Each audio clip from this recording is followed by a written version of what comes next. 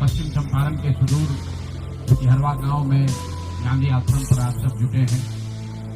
दो तीन बातें। पिछले 6-7 दिन बहुत कठिन समय रहा है। इसलिए नहीं कि जनसुराज चुनाव हार गया, इसलिए कि बिहार में लोकतंत्र के साथ एक बहुत बड़ा अन्याय हुआ है और जनसुराज की सोच से जुड़े हुए लोग, जनसुराज को मानने वाले लोग, जनसुराज परिवार के सदस्यों के लिए गांधी जी का भितिहरवा स्थित ये आश्रम हमेशा से प्रेरणा का स्रोत रहा। तो जब हम लोगों के लिए ये कठिन समय रहा है तो हम लोग वहां पर वापस आए हैं जहां से इस सोच की, जहां से इस अभियान की शुरुआत करी थी आज से 3.5 साल पहले। यहीं से चंद लोगों ने पैदल चलना हम लोगों ने शुरू किया था। देखते देखते 2-2.5 बरस में जनसुराज लाखों लोगों का परिवार बन गया। लाखों लोग इस सोच से जुड़े और सबसे बढ़ के बिहार में लाखों ऐसे लोग हैं जिनके मन में ये आशा जगी कि बिहार में भी कुछ बदल सकता है, बिहार में भी व्यवस्था बदल सकती है, बिहार में भी बच्चों के लिए पढ़ाई हो सकती है, यहाँ पर भी रोजगार हो सकता है, यहाँ पर से भी पलायन बंद हो सकता है।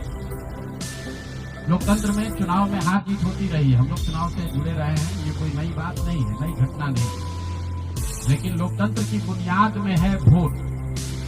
सबको वोट देने का, स्वतंत्र होकर वोट देने का अधिकार होना चाहिए। स्वतंत्र भारत के इतिहास में पहली बार ऐसा हुआ है जब समाज का जो गरीब तबका है उसका वोट खरीद लिया गया। ऐसा कभी नहीं हुआ। मैं बहुत जिम्मेवारी से कह रहा हूं, 75 साल के देश के इतिहास में ऐसा कभी नहीं हुआ कि सरकार ने गरीब तबके के करोड़ों वोट 10-10 हजार रुपए में खरीदा है, 5.5 रुपया दैनिक के हिसाब से। ये साधारण बात नहीं है। आप जब संविधान लिखा जा रहा था तो बाबा साहब अम्बेडकर ने क्या कहा है, जाकर पढ़िए। उन्होंने कहा कि मैं देश, आपकी जानकारी के लिए बता दूं, भारत उन चंद देशों में है जहां आजादी के बाद पहले दिन से यूनिवर्सल वोटिंग का राइट है कि गरीब से गरीब आदमी भी, अनपढ़ हो, पढ़ा लिखा हो, किसी वर्ग का हो, किसी जाति, किसी धर्म का हो, उसको वोट देने का अधिकार है।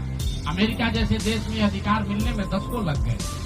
इस देश में यह अधिकार रहा है और बाबा साहब ने कहा कि मैं लोगों को हथियार नहीं, उनको वोट का अधिकार दे रहा हूं और वो वोट के अधिकार से ही पूरी व्यवस्था बनती चलती है।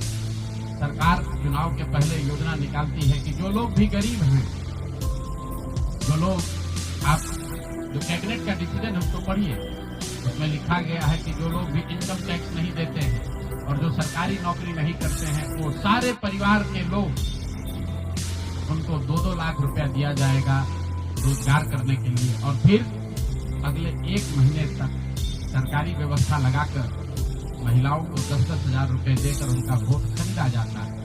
उनके पीछे सरकार की व्यवस्था लगती है, वो पैसा लेकर बदल ना जाए। उनको जीविका के समूहों से जोड़ा गया, उनको जीविका की दीदियों को उनके पीछे लगाया गया कि भाई तुम जाकर इसी पर वोट करना। ये हुआ है तब आपको ये प्रचंड बहुमत दिख रहा है। कल गांधी मैदान में लोग शपथ ले रहे हैं, शुचिता की शपथ ले रहे हैं। हम लोग नीतीश कुमार को ईमानदार व्यक्ति मानते हैं। मैं व्यक्तिगत तौर पर उनसे जुड़ा रहा हूँ, व्यक्तिगत तौर पर ईमानदार। लेकिन ये ईमानदारी की कौन सी परिभाषा है? सिर्फ कॉन्ट्रैक्टर से और ट्रांसफर पोस्टिंग में पैसा लेना ही बेईमानी नहीं है।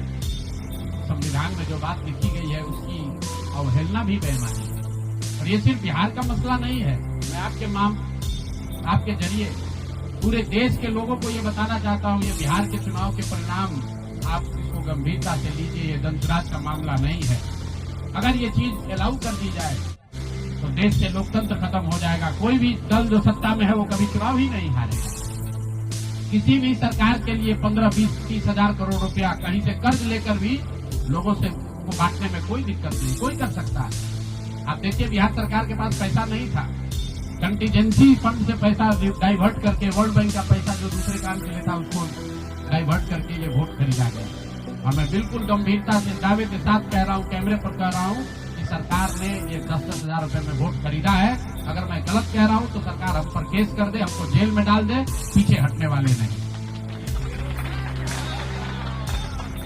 गांधी जी ने जब अहिंसा की परिभाषा लिखी है तो उसमें लिखा है कि अन्याय का प्रतिकार होना चाहिए। हमारा कोई द्वेष नहीं, हमारा कोई झगड़ा नहीं, हमारी कोई लड़ाई नहीं, लेकिन ये अन्याय है। ये अन्याय जनसुराज के लिए नहीं है, राजनीतिक दलों के साथ नहीं है, कैंडिडेट के साथ नहीं है जो जीते और हारे। ये अन्याय उन गरीब लोगों के साथ है जिनको आपने 10,000 रुपए का लालच देकर उनका वोट खरीद लिया, उनके बच्चों के पढ़ाई का हक छीन लिया, उनके बच्चों के रोजगार के सपने को छीन लिया। ये अन्याय है और उस अन्याय के सामने हम लोग झुकने वाले नहीं है, जनसुराज झुकने वाला नहीं है। इसीलिए एक दिन का आकर चैनल को like, comment, share and subscribe जरूर।